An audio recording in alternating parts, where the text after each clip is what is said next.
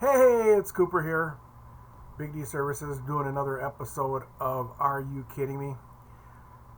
Every day on a regular basis, because of what's going on, I get these nice emails and constant Facebook messages in reference to things like what white privilege is and how it's degrading white people and white people's response to it, as well as a lot of the ignorant issues that are going on. But it was brought to my attention to give an example, a direct example of what white privilege looks like. One of the best examples I can give is going to an all-white college, University of Wisconsin, River Falls, and trying to go through a program where no blacks have ever graduated from that program.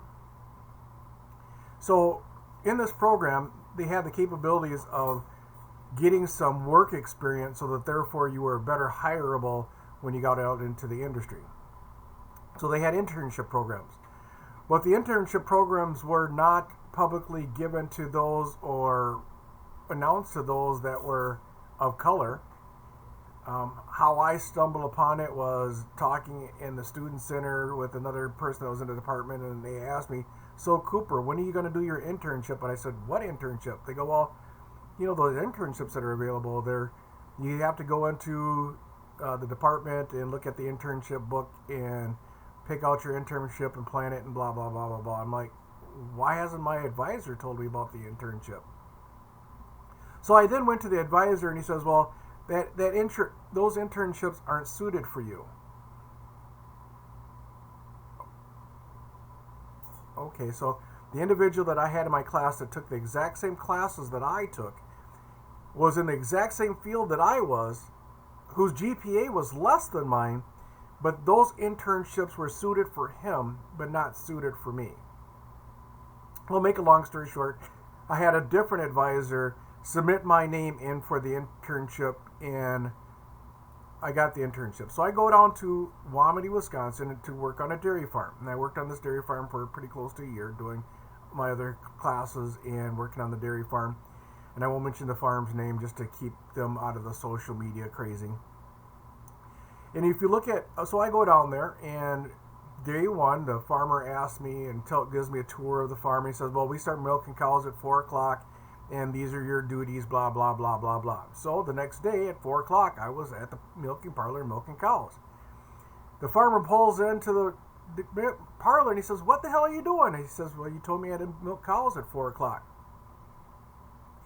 Unbeknownst to him, he told me what my schedule was, and so I followed my schedule. But what he left out was, he goes, no, at 4 o'clock we have breakfast, and then we come down to the parlor to milk cows. I'm like, okay, you didn't tell me that. You just told me to be milking cows at 4 o'clock. So let's expedite. Okay, that first week, Sunday came. And Sunday, the farmer, being proud that I was a hard worker and I worked every day, wanted me to go to church with him. So I walked into church with my boss, sat down, listened to the sermon, and at the end of the church service, you know how usually most pastors greet their public as they're walking out the door. Well, the priest pulls me aside and he says, your kind is not welcome here. What do you mean my kind is not welcome here? He says, you know what I'm saying. Your kind is not welcome here. And I expect not to see you here next Sunday. So when you look at just even going to church and being accepted at a church, a white person can go to a black church and they usually will never have anybody make that statement to them.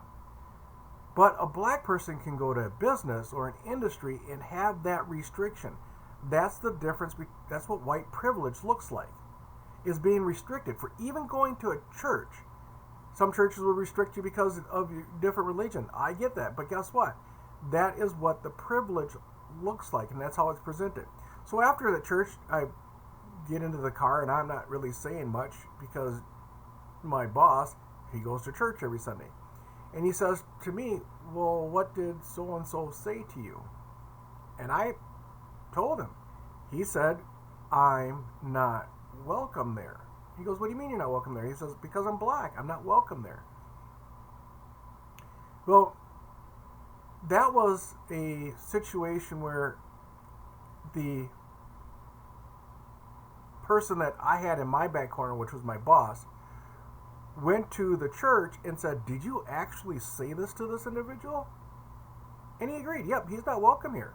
Why? Because he's black.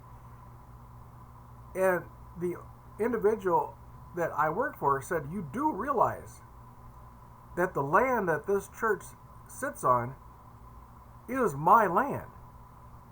And the land that this church sits on has a life lease that I can pull back." Well, it wasn't long after that that priest was no longer at that church during the time frame that I was working on my internship.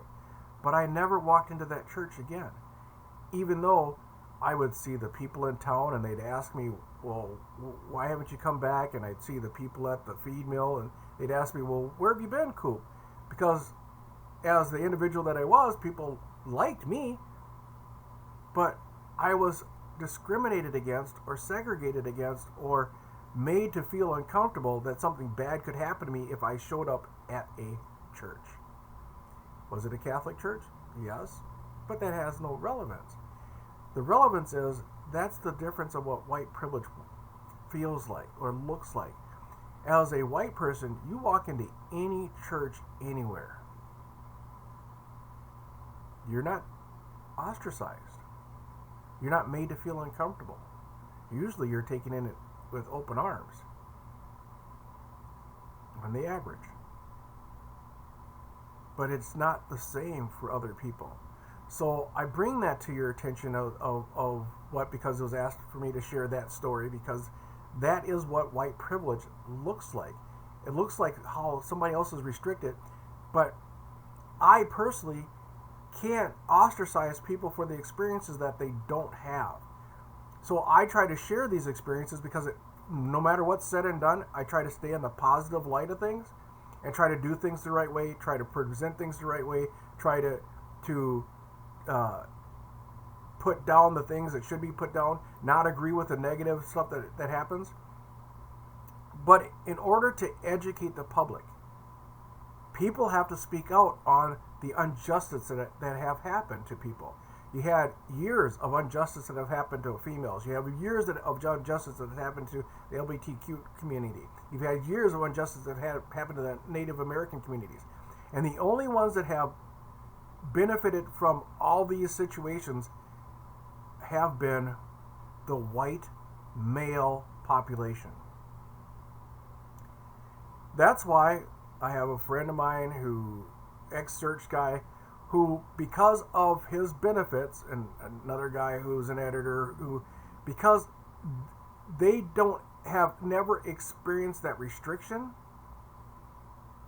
don't believe that it exists, and wish that I personally would shut up about it because it doesn't happen. It does happen, and it happens regularly. The restrictions are there. Now, a lot of people aren't helping themselves by the ignorant displays of damage and done that are being done by the minorities. A lot of stupidity. And I will do a post later on that addresses just plain old ignorance.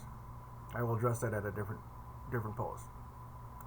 Thanks for tuning in. Just an example of what white privilege looks like and how it has happened, my own personal experience amongst many, many others.